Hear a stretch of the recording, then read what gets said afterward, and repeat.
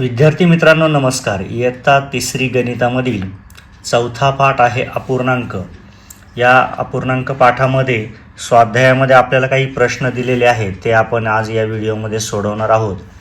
तर यातील पहिला प्रश्न आहे, खालीलपैकी ज्या आकाराचे तुटक रेषेमुळे दोन समान भाग झालेले दिसतात त्या आकाराखाली दिलेल्या चौकटीत बरोबर किंवा टिक अशी खूण करा. इथे आपल्याला 5 आकृत्या दिल्या आहेत आणि प्रत्येक आकृतीच्या खाली एक एक चौकट दिली आहे.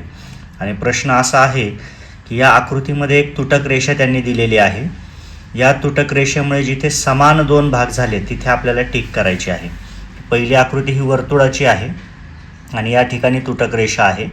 जर रेषेच्या वर आणि खाली आपण पाहिलं तर समान भाग झाले आहे, त्यामुळे आपण टिक केलेली आहे. दुसरी आकृती आहे त्रिकोणाची. या ठिकाणी रेषा दिलेली आहे, रेषेच्या वरती आणि खाली समान भाग झालेले नाही. वरचा जो आकार आहे तो वेगळा आहे, खालचा आकार वेगळा आहे, त्यामुळे आपण इथे टिक केलेली नाही. यानंतर एक आकृती दिलेली आहे आणि हिच्या मध्यभागी अशी तुटक रेषा दिलेली आहे. हिचा डावीकडचा भाग आणि उजवीकडचा भाग जर आपण निरीक्षण केला तर आपल्या लक्षात येईल की अगदी समान आहेत, त्यामुळे आपण इथे सुद्धा टिक केलेली आहे. यानंतर एक चौरस किंवा चौकोनाची आकृती दिलेली आहे आणि तिचे समोरासमोरील शिरोबिंदू जोडलेले आहेत. इथे कर्ण काढलेला आहे. आता हे काढल्यानंतर इकडे आणि इकडे एक त्रिकोण तयार झालेले आहेत, ते दोन्ही समान आहेत, त्यामुळे इथे सुद्धा आपण टिक केलेली आहे. यानंतर पुढे पंचकोनाची आकृती आहे आणि या पंचकोनाच्या आकृतीच्या मध्ये तुटक रेषा आहे. वरच्या बाजूला त्रिकोण तयार झालेला आहे, खाली चौकोन तयार झालेला आहे. दोन्ही आकृती भिन्न आहेत, त्यामुळे आपण इथे टिक केलेली नाही. अशा पद्धतीने दिलेल्या 5 आकृत्यांपैकी 3 आकृत्यांमध्ये दिलेल्या तुटक रेषेमुळे दोन समान भाग झालेले आहेत आणि त्या ठिकाणी आपण टिक करून हा प्रश्न सोडवलेला आहे. पुढील प्रश्न पाहूया. पुढे दुसरा प्रश्न आहे, उर्वरित अर्धा भाग काढून आकृती पूर्ण करा. या ठिकाणी आपल्याला ठिपक्यांची रांगोळी दिलेली आहे आणि त्यामध्ये अर्धा भाग त्यांनी काढलेला आहे. आपल्याला समान अर्धा भाग काढून आकृती पूर्ण करायची आहे. आपल्या लक्षात येईल हा जो इकडचा त्रिकोण आहे हा त्यांनी दिलेला आहे. इकडे आपण उरलेला अर्धा भाग काढून आकृती पूर्ण केली आहे. इथे सुद्धा आपल्याला इकडचा भाग हा त्यांनी दिलेला आहे आणि हा इकडचा भाग आपण काढून आकृती पूर्ण केली आहे. इथे सुद्धा आपण आकृती पूर्ण केलेली आहे. यानंतर पुढच्या स्वाध्यायातील प्रश्नही घेऊया. पुढच्या स्वाध्यायामध्ये प्रश्न आहे, खालील आकारांचे पाव भाग रंगवा. या ठिकाणी आपल्याला 4 आकार दिले आहेत आणि त्यांचे प्रत्येकी 4 भाग करून दिले आहेत. आपल्याला माहीत आहे की 4 भागांपैकी एक भाग म्हणजे पाव भाग असतो. तेव्हा ही दिलेली आकृती तिचे हे 1 2 3 4 असे 4 भाग झालेत. त्यापैकी पाव भाग रंगवायचा म्हणजे कोणताही एक भाग रंगवायचा आहे. आपण इकडचा डावीकडचा रंगवला आहे, परंतु यापैकी कोणताही एक रंगवला तरी चालणार आहे. तर इथे आपण हा पाव भाग रंगवला आहे. इथे सुद्धा आकृतीचे 4 भाग होतात, त्यापैकी एक भाग म्हणजे पाव भाग आपण हा रंगवला आहे. या ठिकाणी सुद्धा आकृतीचे 4 भाग आहेत, यापैकी एक भाग म्हणजे पाव भाग आपण रंगवला आहे. आणि शेवटच्या आकृतीमध्ये सुद्धा 4 भाग आहेत, यापैकी एक भाग म्हणजे पाव भाग आपण रंगवला आहे. इथे एक लक्षात ठेवा, पाव भाग रंगवत असताना या 4 पैकी कोणताही एक भाग तुम्ही रंगवू शकता, म्हणजे तो पाव भाग होईल. हे लक्षात ठेवायचं आहे. कोणत्याही बाजूचा भाग रंगवला तरी चालणार आहे. पुढे स्वाध्याय आहे, त्या स्वाध्यायातील पुढचा प्रश्न पाहूया. पाऊण भाग रंगवलेला आहे त्या आकृती खालील चौकटीत टिक खूण करा, नसेल तर चूक अशी खूण करा. या ठिकाणी बघा, खाली आपल्याला 4 आकृत्या दिल्या आहेत आणि त्यापैकी पाऊण भाग रंगवलेला आहे. पाऊण म्हणजे एका आकृतीचे जेव्हा 4 समान भाग होतात त्यापैकी 3 भाग म्हणजे पाऊण भाग असतो. आता इथे पहिल्या आकृतीमध्ये 1 2 3 4 भाग आहेत. 4 भागापैकी रंगवलेले भाग बघा 1 2 आणि 3 म्हणजे पाऊण भाग रंगवलेला आहे, त्यामुळे इथे बरोबरची खूण येईल. पुढील आकृतीमध्ये 3 भाग केलेले आहेत. जेव्हा आकृतीचे 3 भाग करतात तेव्हा त्यातला पाऊण भाग आपण घेऊ शकत नाही, पाऊण भाग आपण निवडू शकत नाही, त्यामुळे या ठिकाणी आपल्याला चूक अशी खूण करावी लागेल. व्यवस्थित लक्षात घ्या, पाऊण भाग निवडण्यासाठी किंवा रंगवण्यासाठी आपल्याला आकृतीचे 4 समान भाग करावे लागतात. इथे 3च भाग केलेले आहेत, त्यामुळे पाऊण भाग घेता येणार नाही. पुढील आकृती पाहूया. या आकृतीमध्ये 4 भाग आहेत आणि यापैकी 3 भाग रंगवलेले आहेत, म्हणून बरोबर अशी खूण केलेली आहे. शेवटची आकृती, या ठिकाणी 4 भाग आहेत परंतु रंगवलेले भाग हे 2 आहेत आणि पाऊण असण्यासाठी 3 भाग रंगवावे लागतील. तेव्हा इथे सुद्धा पाऊण भाग नाही, त्यामुळे आपण चूक अशी खूण करणार आहे. इथे व्यवस्थित लक्षात घ्या, एका आकृतीचे 4 समान भाग आणि त्यापैकी जर 3 भाग घेतले असतील तरच तो पाऊण भाग होतो. पुढील प्रश्न पाहूया. पुढचा प्रश्न आहे, खालील सारणी पूर्ण करा. या ठिकाणी आपल्याला काही आकृत्या दिल्या आहेत, त्या आकृत्यांचे काही भाग केलेत आणि त्या भागांपैकी काही भाग रंगवलेले आहेत आणि इथे रंगवलेला भाग, न रंगवलेला भाग, अशा पद्धतीने आपल्याला सारणी पूर्ण करायची आहे. पहिली आकृती पाहूया. पहिल्या आकृतीमध्ये 4 भाग आहेत वर्तुळाचे, 1, 2, 3 आणि 4. त्यापैकी एक भाग रंगवलेला आहे. रंगवलेला भाग त्यांनी दिलेला आहे पाव. हे बरोबर आहे, कारण 4 पैकी 1 म्हणजे पाव. आता न रंगवलेला भाग किती आहे, तर एका आकृतीच्या 4 समान भागांपैकी 3 भाग न रंगवलेले आहेत, म्हणजेच पाऊण भाग होईल. त्यामुळे आपण इथे पाऊण लिहिलेलं आहे. पुढे आकृती पाहूया. चौकोनाची आकृती आहे, तिचे भाग किती केलेत बघा. 1, 2, 3 आणि 4 भाग केलेत. रंगवलेला भाग 4 पैकी 2 भाग रंगवलेत, म्हणजे अर्धा भाग आहे रंगवलेला. हे बरोबर आहे. न रंगवलेला भागही अर्धाच होईल, कारण 4 पैकी 2 न रंगवलेले आहेत. यानंतर पुन्हा एकदा चौकोनाची आकृती आहे, 4 समान भाग केलेले आहेत. रंगवलेला भाग किती आहे, तर 1, 2, 3 भाग रंगवले. 4 पैकी 3 म्हणजे पाऊण भाग रंगवलेला आहे. न रंगवलेला भाग किती असेल, 4 पैकी 1 म्हणजे पाव भाग न रंगवलेला आहे. यानंतर पुन्हा एकदा चौकोनाची आकृती आहे आणि इथे 4 भाग समान केले आहेत, त्यापैकी 1 रंगवलेला दिसतोय. प्रश्न विचारला रंगवलेला भाग. रंगवलेला भाग पाव आहे, कारण 4 पैकी 1 म्हणजे पाव. न रंगवलेला भाग 1, 2, 3, 4 पैकी 3 म्हणजे पाऊण. यानंतर पुढे आणि त्यांचे 4 भाग केले आहेत, 1, 2, 3, 4. 4ही समान भाग आहेत. न रंगवलेला भाग आहे 1 आणि 1, 2 भाग रंगवले 4 पैकी, म्हणजेच अर्धा भाग रंगवलेला आहे. आणि न रंगवलेला भागसुद्धा अर्धाच होईल, कारण 4 पैकी 2 म्हणजे अर्धा. अशा पद्धतीने आकृतीचं निरीक्षण करून आपण ही सारणी पूर्ण केलेली आहे. पुढील प्रश्न तिसरा पाहूया. प्रश्न तिसरा आहे, आकृतीच्या खाली दिलेल्या भागा एवढा भाग रांगवा. या ठिकाणी आपल्याला आकृत्या दिल्या आहेत, त्यांचे भाग करून दिले आहेत आणि खाली दिलेल्या शब्दानुसार आपल्याला भाग रांगवायचे आहेत. पहिले दिलेलं आहे पाऊण. आता या आकृतीचे 4 भाग आहेत. 4 भागापैकी पाऊण म्हणजे 3 भाग असतात. आपण 3 भाग रंगवलेले आहेत. यानंतर एका त्रिकोणाचे 4 समान भाग केले आहेत, 1, 2, 3, 4. यापैकी पाव भाग रंगवायचा आहे. आपण इथे 4 पैकी 1 भाग रंगवला आहे, म्हणजे पाव भाग रंगवला आहे. यानंतर एक षटकोन आपल्याला दिला आहे, त्याचा अर्धा भाग रंगवायचा आहे. तर आपण हा वरील अर्धा भाग रंगवलेला आहे. इथे निम्मा भाग रंगवायचा आहे. निम्मा आणि अर्धा एकच. या आकृतीचे 4 भाग केले, 4 पैकी 2 म्हणजे अर्धा होईल. आपण अर्धा भाग रंगवला आहे. यानंतर 3 पाव भाग रंगवायचा आहे. तर 3 पाव व्यवस्थित लक्षात घ्या, 3 पाव म्हणजे पाऊणच होणार आहे. एका आकृतीचे 4 भाग केले, प्रत्येक भाग हा पाव असतो. 3 पाव रंगवायचे, म्हणजे हा पहिला पाव, हा दुसरा पाव, हा तिसरा पाव, असे 3 पाव आपण इथे रंगवलेले आहेत. या पद्धतीने दिलेल्या आकृतीमध्ये त्यांनी आपल्याला भाग करून दिलेत आणि त्यांनी सांगितलेल्यानुसार आपण रंगवलेला आहे. स्वाध्यायातील प्रश्न चौथा आहे, अक्षराच्या खाली दिलेला भाग दाखवण्यासाठी रेषा काढा. अक्षराचा तेवढाच भाग रंगवा. या ठिकाणी 4 अक्षरं दिलेली आहेत, I, B, O आणि H. या ठिकाणी आपल्याला काही भाग दिलेला आहे, तो रंगवायचा आहे. इथे आयचा निम्मा भाग रंगवायचा आहे. आपण मध्यभागी रेष घेऊन निम्मा भाग रंगवलेला आहे. बीचा सुद्धा अर्धा भाग रंगवायचा आहे. मध्यभागी आपण इथे रेष घेऊन अर्धा भाग रंगवलेला आहे. त्यानंतर इथे पाऊण भाग रंगवायचा आहे. तर आपण इथे 4 भाग केले आहेत आणि या 4 भागापैकी पाऊण भागामध्ये या लाल रंगाच्या रेषा देऊन हा रंगवलेला आहे.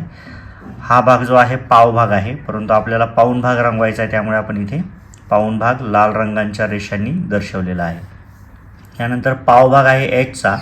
इथे Hचे पहिल्यांदा आपल्याला 4 भाग केलेत आपण रेषा मारून, 1, 2, 3 आणि 4. आणि या 4 पैकी आपण 1 भाग म्हणजेच पाव भाग या ठिकाणी रंगवलेला आहे. अशा पद्धतीने दिलेल्या अक्षराच्या रेषा मारून आपण पहिल्यांदा भाग केले आणि दिलेला भाग आपण या ठिकाणी रंगवलेला आहे. पुढील प्रश्न पाहूया. पाठातील पुढील स्वाध्याय सोडवूया. यातील पहिला प्रश्न आहे, एंजलने 1 डझन केळी आणली, त्यातील अर्धा डझन केळी मैत्रिणीला दिली, तर तिच्याकडे किती केळी शिल्लक राहिली. या ठिकाणी एंजल नावाची मुलगी आहे, तिने 1 डझन केळी आणली आहेत आणि अर्धा डझन केळी मैत्रिणीला दिली, तर तिच्याकडे किती केळी शिल्लक राहिली हे पाहायचं आहे. आता 1 डझन म्हणजे 12 केळी इथे दर्शवलं आहे. मैत्रिणीला तिने अर्धा डझन म्हणजेच 6 केळी दिली. आता तिच्याकडे शिल्लक राहिलेली केळी जी आहेत ती 6 केळी शिल्लक राहतील. यावरून 1 डझन म्हणजे 12 केळी, अर्धा डझन 6 केळी, पाव डझन 3 केळी आणि पाऊण डझन 9 केळी होतील. या आपण गाळलेल्या जागा या ठिकाणी भरलेल्या आहेत. पुढील प्रश्न पाहूया. एका वर्षात 12 महिने असतात तर अर्ध्या वर्षात किती महिने असतात? आता एका वर्षात जर 12 महिने आहेत तर अर्ध्या वर्षात 6 महिने असतात. पाव वर्षात किती महिने असतात? तर 3 महिने असतात. यानंतर पुढे घड्याळाचं चित्र दिलेलं आहे. ते 60 मिनिटे, 15 मिनिटे, 30 मिनिटे आणि 45 मिनिटे असं दर्शवलेलं आहे. किती ते लिहायचं आहे. 1 तास म्हणजे 60 मिनिटे, अर्धा तास 30 मिनिटे होईल, पाव तास 15 मिनिटे होईल आणि पाऊण तास 45 मिनिटे होईल. इथे एकाचे 4 भाग केल्यानंतर अर्धा तास म्हणजे आपल्याला अर्धा भाग घ्यावा लागेल. 60चे जर 2 भाग केले तर 30-30चे होतील, त्यामुळे 30 मिनिटं. पाव तास म्हणजे 60चे आपल्याला 4 भाग करावे लागतील तर ते 15चा 1 भाग होईल, त्यामुळे 15 मिनिटं. आणि पाऊणसाठी आपल्याला 60चे जेव्हा आपण 4 भाग करू त्यातले 3 भाग घ्यावे लागतील, म्हणजे 15, 30 आणि 45, तेव्हा पाऊण तास म्हणजे 45 मिनिटे होईल. आता इथे किती ते लिहायचं आहे. 60चा अर्धा 30, 60चा पाव 15 आणि 60चा पाऊण 45. पाठातील पुढील स्वाध्याय पाहूया. प्रश्न 1 आहे. दुप्पट आणि निमपट हे शब्द वापरून खालील रिकाम्या जागा भरा. पहिला प्रश्न आहे. राजू आणि मीना दोरी उड्या खेळत होते. राजूने 10 उड्या मारल्या, मीनाने 20 उड्या मारल्या, तर 10 उड्या या 20 उड्यांच्या निमपट होतील. 10 हा 20च्या निम्म्या पटीने आहे, अर्धा आहे, त्यामुळे इथे निमपट शब्द लिहिला आहे आपण. यानंतर 20 उड्या या 10 उड्यांच्या दुप्पट आहेत. 20 उड्या 10च्या दुप्पट आहेत, त्यामुळे या ठिकाणी दुप्पट हा शब्द लिहिलेला आहे. पुढील प्रश्न पाहूया. रिकाम्या चौकटीत योग्य संख्या लिहा. तिसरीच्या एका वर्गात 30 विद्यार्थी आहेत. त्यातील निम्म्या विद्यार्थ्यांनी धावण्याच्या शर्यतीत भाग घेतला, म्हणजे किती जणांनी धावण्याच्या शर्यतीत भाग घेतला? 30 विद्यार्थी आहेत, त्यापैकी निम्म्यांनी भाग घेतला आहे. 30च्या निम्मे 15 होतील, त्यामुळे इथे 15 हे उत्तर येईल. पुढील प्रश्न पाहूया. बाबांनी गहू व तांदूळ आणले. गव्हाचे वजन तांदळाच्या वजनाच्या दुप्पट आहे, तर तांदळाचे वजन 5 किलोग्रॅम आहे, तर गव्हाचे वजन किती किलोग्रॅम होईल? तर गव्हाचं जे वजन आहे ते तांदळाच्या दुप्पट आहे. तांदूळ 5 किलो आहेत, म्हणजे गव्हाचं वजन साहजिकच 5 दुणे 10 किलोग्रॅम होईल. यानंतर पुढचा प्रश्न आहे. सचिनच्या वडिलांनी अर्धा डझन वह्या आणल्या. त्यातील निम्म्या वह्या ताईला दिल्या, उरलेल्या वह्या सचिनला दिल्या, तर सचिनला किती मिळाल्या? 6 आणल्या होत्या, त्यापैकी निम्म्या ताईला दिल्या, म्हणजे 3 दिल्या, मग सचिनला सुद्धा 3च मिळतील, त्यामुळे इथे 3 हे उत्तर लिहिलेलं आहे. पुढे अजयकडे असलेल्या रकमेचा पावभाग 10 रुपये आहे, तर त्याच्याकडे एकूण किती रुपये आहेत? आता अजयकडे जी रक्कम आहे 10 रुपये ती पावभाग आहे, आणि आपल्याला माहिती आहे की पावभाग म्हणजे एकाचे जेव्हा 4 समान भाग करतो आपण त्यापैकी 1 भाग असतो, म्हणजेच 1 पूर्ण काढण्यासाठी पावला 4ने गुणावं लागेल. पावभाग 4 वेळा घेतल्यावर 1 पूर्ण होईल, तेव्हा 10 हा 4 वेळा घेतला तर 40 रुपये होईल, त्यामुळे याचं उत्तर 40 हे येणार आहे. या पाठातील शेवटचा स्वाध्याय पाहूया. पुढील सारणी पूर्ण करा. यामध्ये आपल्याला पहिल्या स्तंभामध्ये आकृती आहे, त्यानंतर समान भागापैकी रंगवलेले भाग, केलेले एकूण समान भाग, अंश, छेद, लेखन आणि वाचन अशा पद्धतीने पूर्ण करायचं आहे. जसं इथे पहिल्या त्रिकोणामध्ये आकृती त्रिकोणाची एकूण 3 भाग रंगवलेत आणि एकूण भाग आहेत 4. रंगवलेले भाग हे अंशमध्ये येणार आहेत 3, छेद येईल 4, लेखन अशा पद्धतीने येईल आणि वाचन येईल 3/4. तर असंच आपल्याला इथे चौकोनाचे 4 भाग आहेत, 2 रंगवलेत, एकूण भाग 4, अंश 2 येईल, छेद 4 येईल, लेखन अशा पद्धतीने येईल, वाचन येईल 2/4. तर पुढे आपल्याला गाळलेल्या जागा दिलेल्या आहेत त्या भरूया. इथे एक वर्तुळ आहे, अर्धा भाग रंगवलेला आहे, अर्धा भाग कोरा आहे. आता इथं समान भागापैकी रंगवलेला भाग आहे 1, एकूण केलेले भाग आहे 2, अंश येईल 1, छेद येईल 2, या ठिकाणी अंशामध्ये 1 येईल आणि वाचन 1/2 त्यांनी दिलेलं आहे. यानंतर आपल्याला दिलेला आहे चौकोन, याचे भाग बघा 1, 2, 3, 4, 5 भाग आहेत. इथे समान भागापैकी रंगवलेले भाग 1, 2, 3 आहेत, एकूण भाग येतील 5, अंश येईल 3, 5 छेद येईल, लेखन अशा पद्धतीने आणि वाचन येईल 3/5. पुढे वर्तुळ आहे, वर्तुळाचे एकूण भाग बघूया. 1 2 3 4 5 6 भाग केलेले आहेत. रंगवलेले भाग आहेत 1 2 3 4. तेव्हा समान भागापैकी रंगवलेले भाग 4, एकूण भाग 6, अंश 4 येईल, छेद 6 येईल, लेखन अशा पद्धतीने येईल आणि वाचन येईल 4/6. पुढे आपल्याला षटकोन दिला आहे, एकूण भाग बघूया. 1 2 3 4 5 6 भाग केलेले आहेत. रंगवलेले भाग आहेत 1 आणि 2. समान भागापैकी रंगवलेले भाग येतील 2, केलेले एकूण समान भाग आहेत 6. अंश येईल 2, छेद येईल 6, लेखन अशा पद्धतीने येईल आणि वाचन येईल 2/6. अशा पद्धतीने दिलेली सारणी आपण इथे पूर्ण केलेली आहे. यानंतर या पाठातील शेवटचा स्वाध्याय आहे. या ठिकाणी आपल्याला अंशाधिक आणि छेदाधिक अपूर्णांक यावर आधारित उदाहरणं दिलेली आहेत, प्रश्न दिलेले आहेत, ते सोडवूया. इथे काही अपूर्णांक दिले आहेत. खालील अपूर्णांकांचे अंशाधिक अपूर्णांक आणि छेदाधिक अपूर्णांक असे गट करा. इथे अंशाधिक अपूर्णांक, इथे छेदाधिक अपूर्णांक लिहिण्यासाठी आपल्याला जागा दिलेली आहे. अंशाधिक अपूर्णांकामध्ये दिलेल्या अपूर्णांकांमध्ये जर छेदापेक्षा अंश मोठा असेल तर ते इथे घ्यायचे आहेत. जसं आता हा 3/5 आहे, इथे छेद मोठा आहे म्हणजे हा छेदाधिक अपूर्णांक आहे, आपण या ठिकाणी लिहिला. दुसरा आहे 2/6, इथे सुद्धा छेद मोठा आहे, आपण छेदाधिकमध्ये लिहिला. 6/5 या ठिकाणी अंश मोठा आहे त्यामुळे अंशाधिकमध्ये लिहिला. 3/8 इथे छेद मोठा आहे, छेदाधिकमध्ये लिहिला. 5/4 अंश मोठा आहे, या ठिकाणी लिहिला. 7/9 या ठिकाणी छेद मोठा आहे, छेदाधिकमध्ये लिहिला. 4/3 या ठिकाणी अंश मोठा आहे, आपण अंशाधिकमध्ये लिहिला. अशा पद्धतीने दिलेले 7ही अपूर्णांक आपण अंशाधिक व छेदाधिक अशा प्रकारे विभागून लिहिलेले आहे.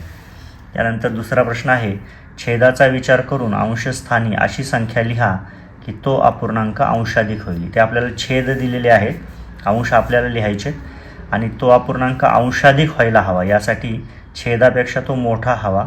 त्यामुळे इथे आपण 4पेक्षा अंश मोठा 6 लिहिला आहे. इथे 5पेक्षा मोठा 7, 3पेक्षा मोठा 9, 7पेक्षा मोठा 8, 2पेक्षा मोठा 5 आणि 4पेक्षा मोठा 7. इथे तुम्ही इतर आणखी वेगळे आकडे भरून सुद्धा अंशाधिक अपूर्णांक तयार करू शकता. फक्त एकच अट आहे, छेदापेक्षा तो आकडा मोठा हवा. पुढील प्रश्न पाहूया. अंशाचा विचार करून छेदस्थानी अशी संख्या लिहा की तो अपूर्णांक छेदाधिक होईल. या ठिकाणी अंश दिलेले आहेत, आपल्याला छेद लिहायचे आहेत आणि तो छेदाधिक होण्यासाठी अंशापेक्षा मोठा छेद लिहिणं आवश्यक आहे.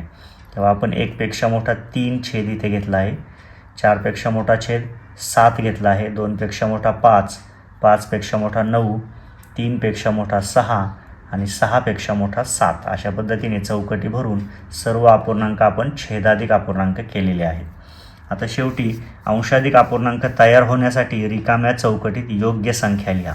इथे काही चौकटी दिल्या आहेत, त्या रिकाम्या आहेत आणि अंशाधिक अपूर्णांक प्रत्येक ठिकाणी करायचा आहे, त्यासाठी रिकाम्या चौकटींमध्ये संख्या लिहायच्या आहेत. आता खाली इथे छेद 17 आहे, अंशाधिक अपूर्णांक करायचा आहे त्यामुळे 17पेक्षा मोठा आपण 20 लिहिलेला आहे.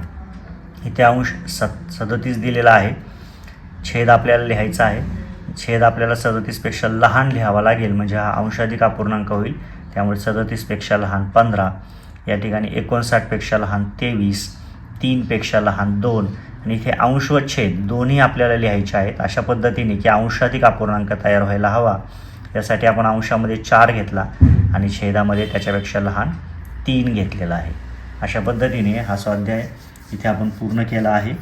आपल्या 4थ्या धड्यामधील अपूर्णांक यावर आधारित असणारे सर्व स्वाध्याय आपण या व्हिडिओमध्ये पाहिलेले आहेत. यांचा व्यवस्थित अभ्यास करा आणि हा स्वाध्याय आपल्या वहीमध्ये सुंदर हस्ताक्षरात लिहून ठेवा. हा व्हिडिओ या ठिकाणी पूर्ण होत आहे. धन्यवाद.